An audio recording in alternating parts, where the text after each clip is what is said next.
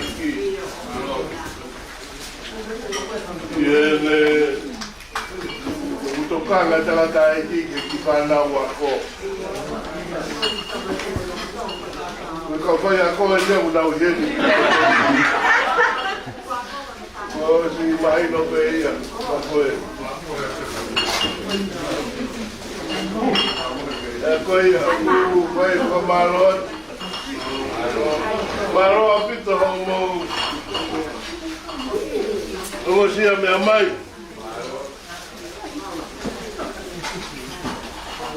Kuka yo tuala ya se peti. Pega katoa. Ko maro atu ke motor mo yedi. Ko ahonu ko topi. Kau ia ke peke o tātu ke mo si lava mai. Ka ku whai e fia. I ho mautu ho munga i mea mawinga. Ka mo lava mai. Ko e hauri nai kai mahino pe e ia. Na iku mai peke I heloto whare ai aku mou me ai mou I ai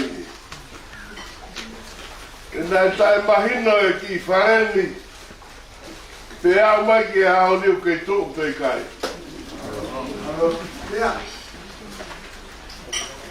o kukei alelea te ngā we ka kuai fuki peke mahino e au ha mea o laka ange nau tolu ku nau alelea I māmari.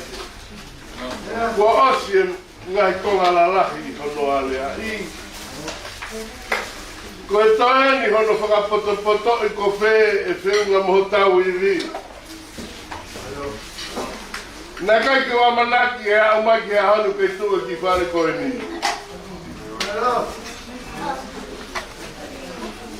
Ka koe toki whakakaukau hake pehe mahino ku hao. Ke ngahi haki I papakiu. Ke tau whakamau I ngai ake o whae eiki, whae mai tangata eiki. Ka koe mau I ngai ki horohe ne whataki mai e tau hau. Koe langa ni e sami, wei kosi. Te tau maru mai ai o au ki he ahoni. Ka koe tutune ki horo e vai wai ki horo ke oa na amore katoa. Maharo na ngata e slaitoa koe ni tā mui I whetu whaka. E toke lau hahake. E ngata ai hono to'o, kai tohe pe ki konga koe nā. Kai wanga pe horo ia o ata. Kai ke mau ko toa ai ki whare. Ko e mea mau I ngata ai a ku whai atu ai e whakahoha. Ke mūranga mai ke tau whakamāwai e ki whare. Nā whakakaukau ki e sāpate. Ka e mama o ai ere vai aho ka tono tangata e ki. Ko ia neu toki tā ia tu pēa neu. Ko e kuhinga pēa kuia ke tau mākona. Ko mea pēna kumau. Ka ko whakaro atu ke ngahi hoa e kau whaise kausi o mourava mai. Pea moki nau tolu nā nau mua ke tangata e ki o awe ki ai ho nau whakaki hala. O ko whengau ke whakamama e tau mea mu ai te motoru e ke mamaha. Koe aru ke tangata ai Palestini fau he pure. Koe tau mea ai. Kau te usta tua mo haware kumau a te mo I matawhare. Kuka malo lai atu o motokai. O e tangata eiki. I e o tatau pu ia te au pe moki mautolu. Hao whamon. O kou o whātika tiki mautolu ka wahenga kua lava mai. Ka pēki o mou ngahi whābiri. Koe anga pēe tau te pile. Os whahino hino atu. Koe mea pe koe kuke hanga o whae o whiunga mono kōku. Toko nia ki a te au. Koe tau ni kou hanga o pehe e hao whamiri. Pea koe o ngoua i mua koe i whanau ia. Ai whanau ai tua whiwhine o tonga o ne wai. Mea maria ho mo lava mai ko ata COVID. E mo mea i pe motolo e tau mea ko tau tolo e tuku muri ake ngā ue e mea pe. Ka kuke monu ia. Ai lahingo aia ki he te hina tonga o ne vai.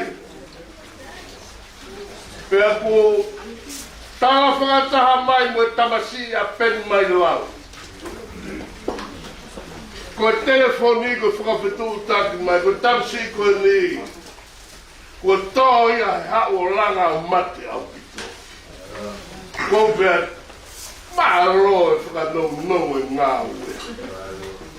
Pea muna whai atu pēr nā tolu panga, ka koe viviri mai ke au ke tangata e ki ko pēr. Wata pēr ia au o nā toi waa tā ke tangata e ki. Pea ku pehe mea he ahon. Koe mai no pēr nota. Ko tau potu ke tapaki kua toa ko mai no pēr ko nina. Nai ke tau runga kau teike usio o ku tuku o mahalo au pito fia. Pea moe hoa ko te ka mo fang. Ko e nai tonu ke hawa tauwha. Vela tauwha e tau e fang. Koe nai e tunga whabiri. Pea kono toi ko ki mautoro ko whabiri pe moe siasi.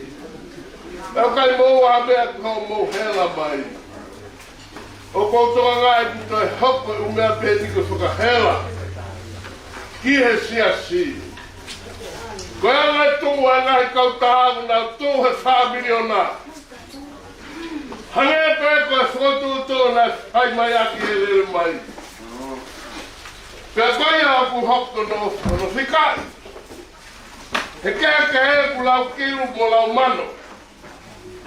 Kone tō he taimini he toki whakawhanongonongo ki he wahe whanua. Ko tau tonga hiu tau toko. Uase. Pera maute tau toko. Toi takiru. Whamano. Uae fitu tāwha. Fitu ki he waru ngea ai toko taha. Rara whamiri o nā. Kau ketu hawa e pureanga. E whakapipiki mai ia. I olungai. Aia ke hao pēo ono. Koe e koe tau ngā weeku, lewele lai lelei pē. Koe whatala noa pe he koe ngā koe, me aia ku mou. Tokaki ai, ke talatu pē. Ka kui kai uhinga ia ke pe he. Ku kai lawa mea he, weekendi. Ule loi. Ko au ko whakahoko mai pē a ngāwe kulolotonga ale ai. Ko e hui e ku maua mo sia. Pea ko e ngāwe ku taro no kamata mai o a mai ki he ahoni. Whama apopo mo ia.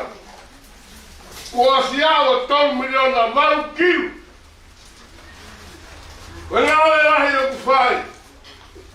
E ofisi, taui pānga, atita, he roloto ke tuke funga tepile e ku mo ilo mea ka tau pē. lahi pehe. Ko ina alpe na we mo totongi pe. Ale totongi pe. O au mai e toe ta miliona whakiru. Ko e foi panga. Ua ono. Ua miliona. Ono kiu. Ko kesi aku toi ho tauni maa. Hiri ho totongi. E ngahi area mo whakamore. Ki he kau engineer. Ki he kau council. Ki he tā mape. Wana e potu ngā au e kehe. Lawahi. Ko ia ko maro e ngā au. Pea koe ku sio ki hano whakafofua. Lawa e fitu ngiau ki waru ngiau e tōta ha. Ku mawai e fui tāmiliona whakiru tau whingai. Pea kai. Tau kore ke tāta ai ki hano hima whake me atu ki hano whoha. He ku maria pea moi mokokona e tangata ai. Whai maha mo toko ni o hangepa tūtun whuka konferenisi o fuoro a. Ke whai he konferenisi ai whakarawa e tau tōnu. Pea e whai mo fuo. Pea kai. Te uto whakopea o pehe i holo pea e lawa pehe ia. Ko ia, o maro atu. Koe tau ngau e ae whiawhi meri. Koe tau maranga. O rewa e kumo. Ko pet e tangata e ki te tau maroro he maroro. Koe tangata e ki tau pāngana ai ke maranga. E tarangi, te ke maranga koe he aho. Birthday, tangata ai Palestine maro. Ka e whakamara ia ka koe ko maranga i aho birthday. Koe ia whakanono atu ka wahenga. Tau maroro pe. Maro e ngawe. Teu ke tau hopo atu ki a kosi. Ko tau whamawa e mo tau horo. Ka tau sio ke tau ngawe. Pea ke otu ke tau tukanga mai ko toko liku ke ilo pe. Ka taki foki nua toko ha mea otu ke tai toko ha mea. Toko mo aiko, nua vene hao koe, sisi maire, tanga tai ki. Ko ia, o toa lai whainga nau tāki ai ka ke nau hako.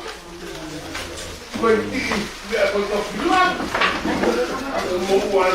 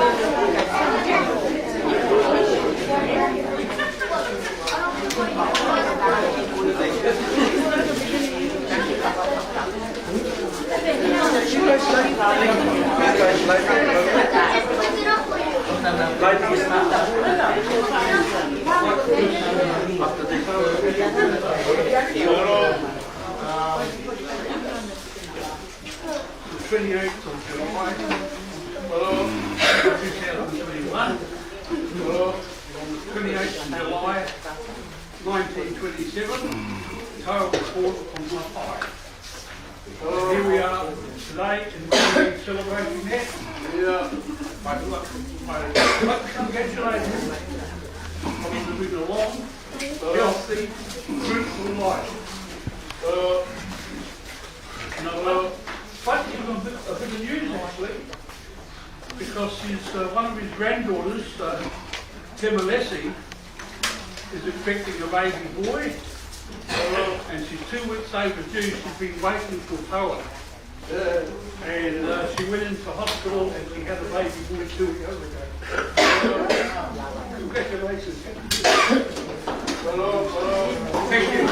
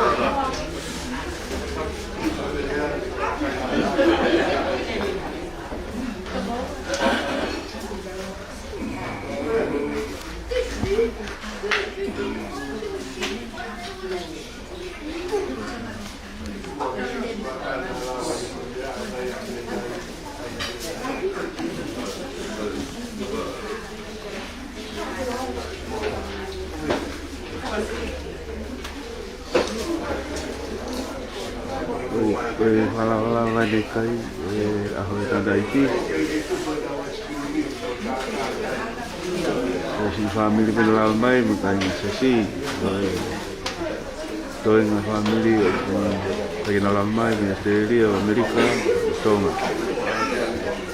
Opat motor.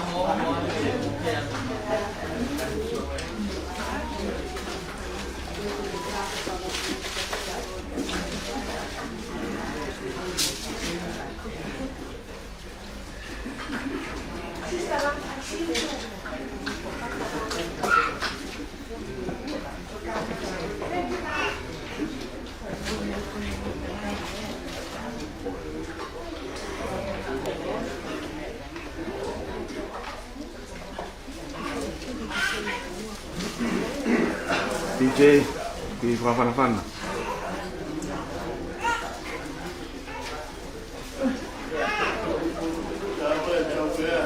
DJ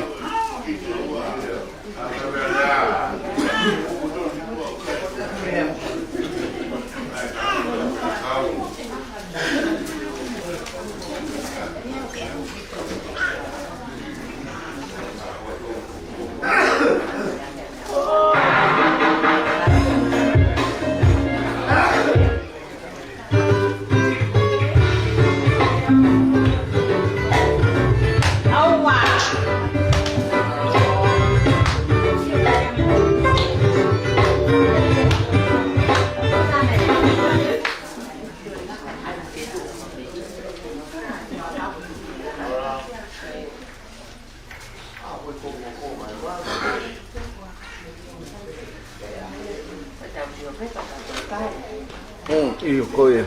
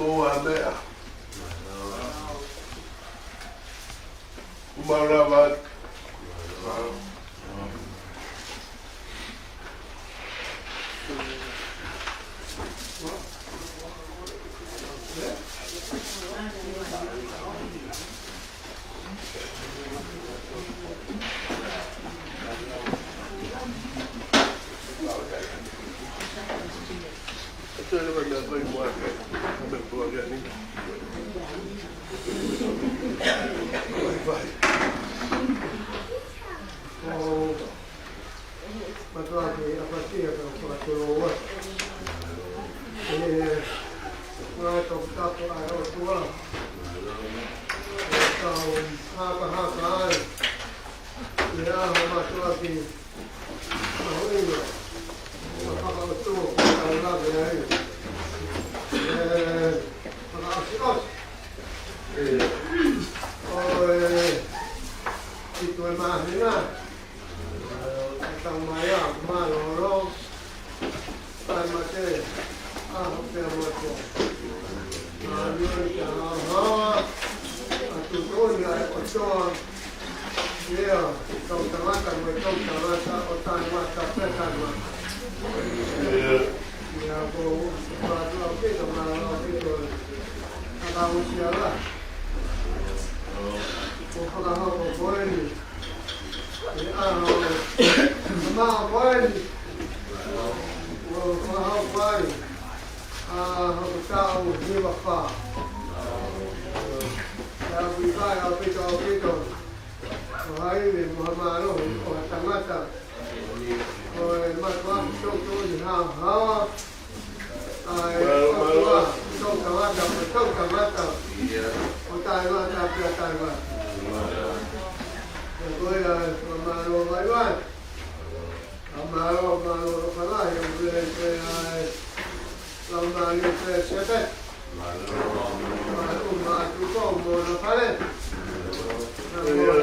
rồi lại có tua rồi còn làm nữa mà cá đó kia cái mà ta cố đấy mà nó phải là ông lấy cái phải cao cố đấy rồi ngao cái công tác của mama có phao phao kia thế à thì của ngao ngồi ngao thì hao mà nó phải là dùng để cái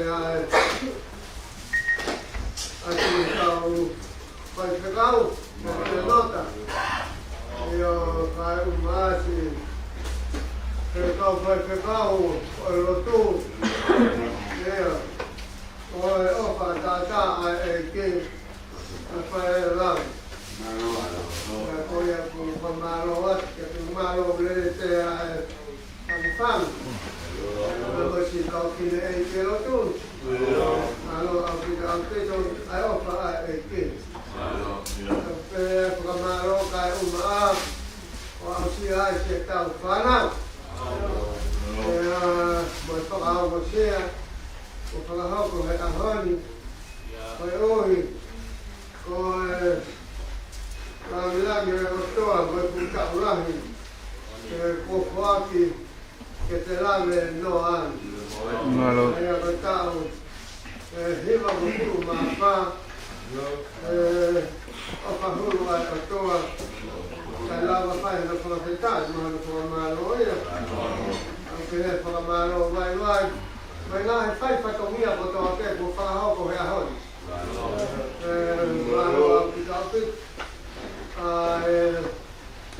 phải có nghe cầu chán nào người ta ôn luôn mà đi của cầu việc gì ai cầu việc thế này thì coi ra cái người ta vào ôi cầu bị bắt phá của nó qua thì ở phải cái phải là đảm bảo phải làm việc của tôi phải học của nó phải là nó cho người ta phải học về cái rồi nói những mà tôi áp bắt xíu cái tôi tăng tăng cái cũng phải có một hai ta phải phụ hợp với ta phải ởตัวta phải nó hoa phải nó nát rồiตัวmà phải làทำไมจังอ่ะแต่จุ้งเนี่ยหัวฟ้าก็ฟ้าเอาเหมือนเจ้าเรามาเนี่ยมันเท่ากับมาในกรณีเวลาที่เส้นเราเราต้องอย่างนี้มากกว่ามันถ้าเป็นพวกหัวต้นในกรณีคนลงงัดตามไว้กูรอบอ่ะว่าเสร็จเจ้าพวกกูรอบไปเส้นเราพวกเจ้าเรามาเนี่ยเก็บคุณภาพงานเจ้าไว้หมดตัวเนี่ยโอ้ฮังเก้คนเก่าเพชรแต่ยักษ์คนเก่าม้าโยนคนต่อเพชรได้ก็มาตามเนี่ยเราต้องเอาเห็นมาตามคนตายมาตามแต่ตายมาตาม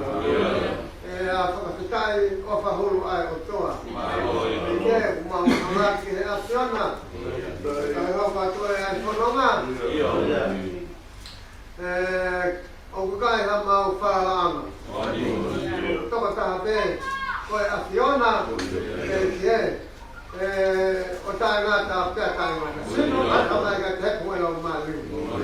Kamane mole ai, ku mau e. Opa ai whanau, whanau o sia kua whaki. O mau hanga ki he maa e mo ui. Nai tu whakatu tongi he kolosi. Ke whakanga toka tahaki ki mau tonu, e reinu ki mau tonu ek bei mai ola, na mau ina ke he kāpua ki whanu ai o tua hino. Ata mai o te pue au mai. Mau toni ngai, e ani hana ko toa kare. Tūma pēi e kawa, ki tau patu ka whara loa, koe ha mau whakama ui. Henei. E koe kelensi o tau e tiko sisu kai si. Pea moe o whae o tu a koe tamai. E ki e heo wheo hini, pia moho lau maa ria maa ono. O ka whai manama o wha. Ke a whio tu maa e teki mau tau ruri ko toa pe. A si whanau. E ki e moe heo watu e whanau vai vai. E oa nā hiri. Vai te o tai matau.